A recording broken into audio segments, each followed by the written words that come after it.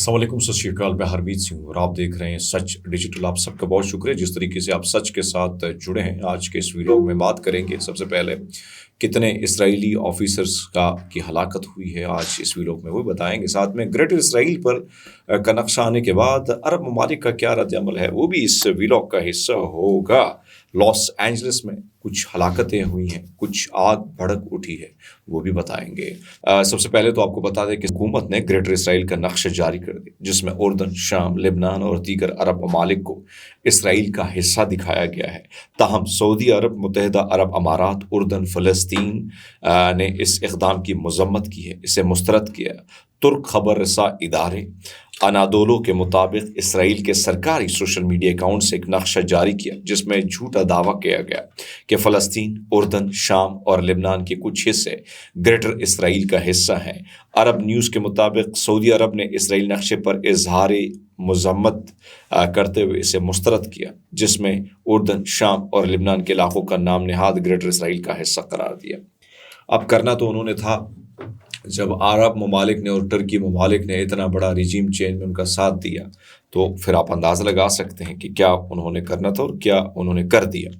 دوسرے آپ کو بتاتے چلے کہ ٹائم آف اسرائیل نے رپورٹ کیا کہ شمالی غزہ کی پٹی میں گزشتہ روز شدید لڑائیوں کے دوران 3 اسرائیلی فوجی ہلاک ہوئے ہیں اور 3 زخمی ہو گئے ہیں۔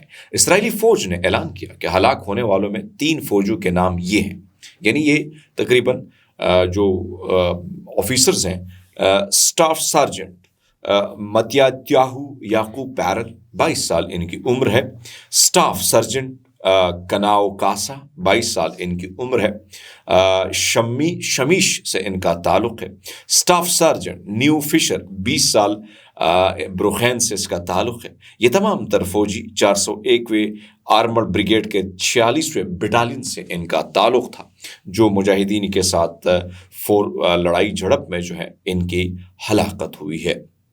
دوسرے نب آپ کو بتاتے چلیں کہ ایک طرف تو یہ سچویشن ہے، دوسرے نب آپ کو یہ بتاتے چلیں کہ اس وقت امریکہ کے شہر لاس اینجلس کے جنگلات میں شدید آگ بھڑک اٹھی ہے۔ 6 مقامات پر آگ لگنے کی وجہ سے 26,000 ایکڑ سے زائد رقبے پر یہ آگ پھیل چکی ہے، جس کے نتیجے میں کم از کم 5 افراد ہلاک اور 1500 عمارتیں جل کر خاکستر ہو گئی ہیں۔ آتشگی کے واقعے کے باعث امریکی صدر نے دورہ اٹلی ملتوی کر دیا۔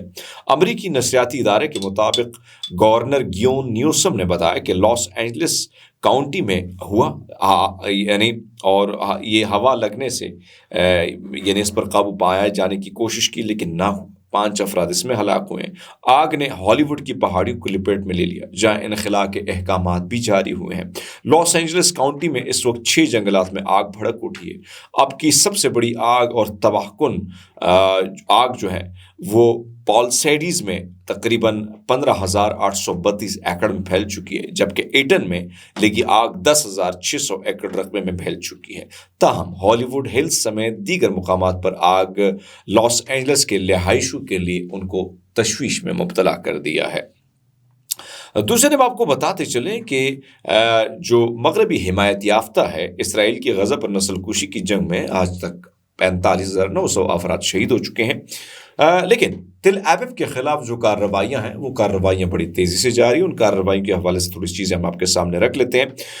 اس وقت جو مجاہدین ہیں، یعنی مقبوضہ مغربی کنارے کے علاقے قلقیلیہ کے مشرق میں الفندق میں ایک فائرنگ کی کارروائی ہوئی، جس کے نتیجے میں کچھ 3 اسرائیلی آبادکار ہلاک ہو گئے۔ اس کارروائی کی ذمہ داری القسام نے قبول کی۔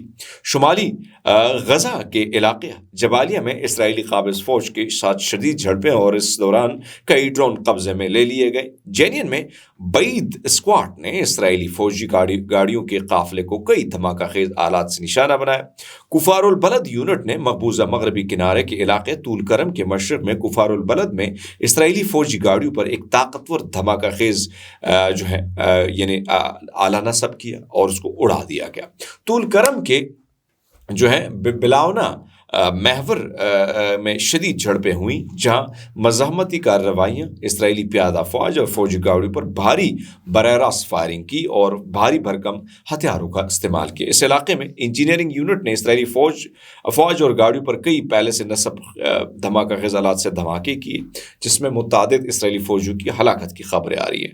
مغربی کنارے طباس میں الصغرا کے مقام پر اسرائیلی فوجی گاڑیوں کے ایک اور قافلے پر دھماکہ خیز آلے سے حملہ کیا گیا۔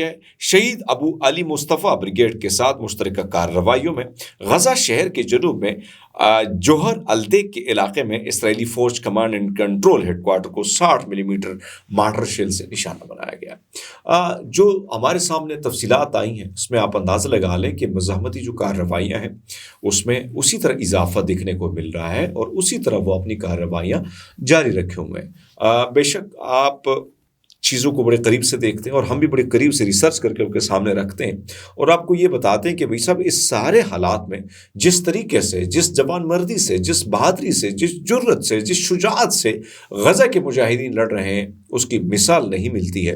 اور پھر چن چن کے ایک ایک کو نشانہ بنایا، تمام تر سہولیات، تمام تر لیٹسٹ ٹیکنالوجی ہونے کے باوجود اسرائیلی فورسز جو ہے اپنی جان بچانے میں ان کو مشکلات آ رہی ہیں۔ امریکی وزیر خارجہ اینٹونی بلنکن نے تصدیق کی کہ غزہ کی پٹی میں جنگ بندی کا اہتمام بہت قریب ہے۔ اس جنگ بندی کے لیے قطر میں اسرائیل اور حماس تحریک کے درمیان بلا واسطہ مذاکرات ہو رہے ہیں۔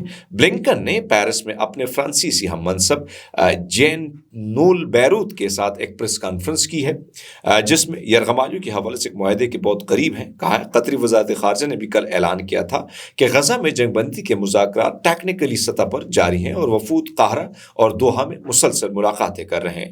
پٹی میں جنگ بندی کے معاہدے تک پہنچنے ناکامی کے حوالے سے حماس پر نئے الزامات لگائے تھے۔ اسرائیلی وزارت خارجہ کے ایک سینئر اہلکار نے جنگ بندی میں ناکامی کا ذمہ دار حماس کو ٹھہرایا۔ وزارت خارجہ کے ڈائریکٹر جنرل ایڈن ہارٹول نے کہا کہ کسی معاہدے پہنچنے کا واحد راستہ تحریک حماس پر دباؤ ڈالنا ہے، لیکن حماس بھی اس ساری سچویشن میں ڈٹ کے کھڑی ہے۔ وہ کہتی ہے کہ بھائی صاحب ٹھیک ہے، آپ نے جو شرائط رکھی تھی، آپ کے جو شرائط تھی، ان شرائط کو دیکھتے ہوئے آپ کے ساتھ جو تقریباً معاہدے ہمارے تقریباً کمپلیٹ ہو چکے تھے، ہم چاہتے ہیں کہ اس کو اثر نو شروع کیا جائے۔ سارے معاملات میں ہم جب قریب آ گئے تھے تو نتن یاہو کی اکڑ نے اس کو تباہ کیا، پیچھے کی طرف چلے گئے۔ اب وہ کہتے ہیں کہ ٹھیک ہے ہم بھی تیار ہیں، لیکن نتن یاہو کو کون راضی کرے گا؟ نتن یاہو جو ہے اس کا بھروسہ نہیں کیا جا سکتا ہے، وہ بپھر جاتے ہیں اور اپنی بات سے مکر جاتے ہیں۔ تو اس وقت حماس کا بھی جو موقف ہے وہ بھی درست ہے۔ اب دیکھنا ہی کہ کیا ہو رہا ہے، آگے جا کے کیا ہوگا۔ ایک طرف تو یہ سچویشن ہے، دوسرے میں آپ کو بتاتے چلے کہ عراقی وزیر اعظم شیعہ سوڈانی نے سے ملاقات کے دوران ایرانی رہبر علی خامنائی نے کہا کہ پاپولر موبلائزیشن فورس عراق میں طاقت کا ایک سرچشمہ ہے۔ سرکاری دورے پر تہران پہنچنے والے عراقی رہنما محمد شیعہ سوڈانی کو مخاطب کرتے ہوئے بولے یعنی علی خامنائی نے کہا کہ پاپولر موبلائزیشن فورس عراق میں اتھارٹی کے ایک اہم جز میں سے ایک ہے۔ فورسز جو ہے یعنی جن کے تحفظ اور مضبوطی کے لیے احتیاط برتنی چاہیے۔